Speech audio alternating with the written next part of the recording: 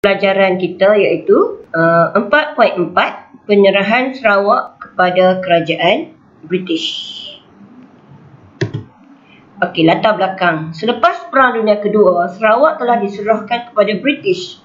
Penyerahan itu menimbulkan pelbagai reaksi daripada penduduk tempatan.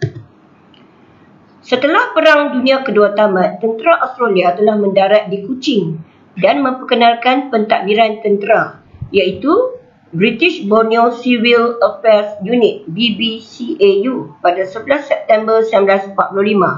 Pada tahun 1946, British kemudian memperkenalkan BMA atau British Military Army di Sarawak. Pada 1 Julai 1946, Wynnebrook telah menyerahkan Sarawak kepada kerajaan British. Penyerahan ini mendapat tentangan hebat daripada masyarakat tempatan di Sarawak. Mengapakah Wynnebrook ingin menyerahkan Sarawak kepada British? Ada 3 sebab. Masalah pewarisan takhta, desakan kerajaan British dan masalah kewangan. Masalah pewarisan takhta. Wynnebrook tidak mempunyai anak lelaki untuk menggantikan tempatnya sebagai raja. Sedangkan beliau semakin tua dan uzur. Wynnebrook enggan melantik anak saudaranya Anthony Brooke, iaitu anak Bertram Brooke, untuk menggantikannya. Ini Charles Brooke, Charles Wynnebrook dan Anthony Brooke. Anthony Brooke ni masih muda lagi, remaja. Desakan kerajaan British. Pada 19 Jun 1944, pihak pejabat tanah jajahan mendesak Wynnebrook memberikan kuasa yang lebih luas kepada British untuk meluaskan penguasaannya di Sarawak. Dengan menjadikan Sarawak sebagai tanah jajahan, British akan dapat menguasai kekayaan ekonomi Sarawak, menjaga kepentingan pelaburan British di negeri itu.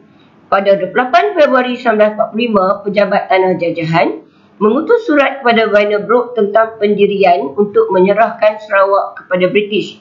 Akhirnya, Wynnebrook bersetuju untuk menyerahkan Sarawak kepada British. Sebab yang ketiga adalah masalah kewangan.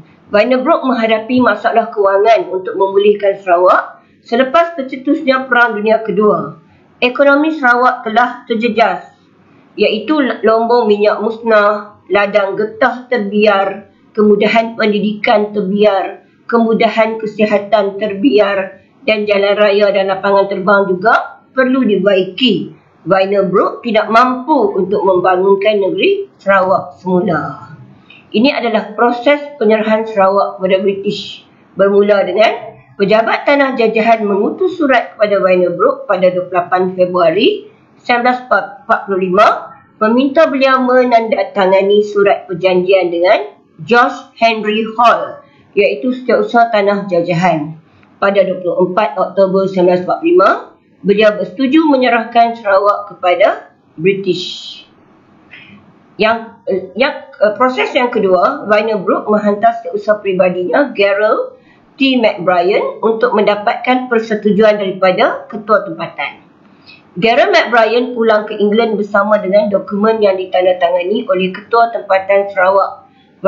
Wynnebrook bersetuju menyerahkan Sarawak kepada kerajaan British. Penyerahan dibuat tanpa pengetahuan rakyat Sarawak. Kerajaan British mengarahkan Wynnebrook supaya mendapatkan kelulusan Majlis Negeri dan persetujuan rakyat Sarawak terlebih dahulu. Kerajaan British menghantar 2 orang ahli parlimennya, iaitu Gammons dan Rhys Williams, untuk membuat tinjauan, dan mereka tiba di Kuching pada 2 Mei 1946. Apakah hasil dapatan daripada Gammons dan Rhys Williams ni, tinjauan mereka ni? Okey. Hasil tinjauan Gammons dan Rhys Williams ialah sebahagian besar pribumi menentang penyerahan Sarawak. Orang Cina menyokong penyerahan Sarawak. Terdapat juga penduduk yang tidak memahami maksud penyerahan Sarawak. Laporan Gammons dan Rhys Williams berkaitan dengan isu penyerahan Sarawak dibawa ke Majlis Negeri untuk diundi. Okey, itu yang proses yang kelima. Kemudian Majlis Negeri telah mengeluarkan Rang Undang-Undang Penyerahan ataupun Session Bill. Keputusannya menunjukkan bahawa golongan pro penyerahan yang menyokong penyerahan menang dengan 19 undi, sementara 16 undi menentang. Kemudian taraf Sarawak sebagai negeri naungan British dimansuhkan. Sarawak telah disahkan sebagai tanah jajahan British. Pada 1 Julai 1946, hari penyerahan Sarawak diisytiharkan di Kuching. Okey. Ini adalah latihan untuk hari ini. Soalan objektif. Minta pelajar-pelajar tolong buatlah. Soalan pertama. Dan soalan kedua, soalan objektif. Ada 2 soalan objektif. Kemudian soalan struktur. Mengapakah Charles Wyner-Brooke menyerahkan Sarawak kepada British? Kerajaan British menghantar 2 orang ahli parlimennya iaitu Gammons dan Rhys-William untuk membuat tinjauan terhadap penduduk Sarawak. Jelaskan hasil tinjauan tersebut. Dan C, soalan kebat, wajarkah penyerahan tersebut dilakukan? Berikan alasan anda. Okey, jadi pelajar-pelajar selamat belajar. Tengok rakaman video pengajaran cikgu, kemudian jawab soalan latihan. Okey, jadi sekian saja untuk hari ini. Terima kasih.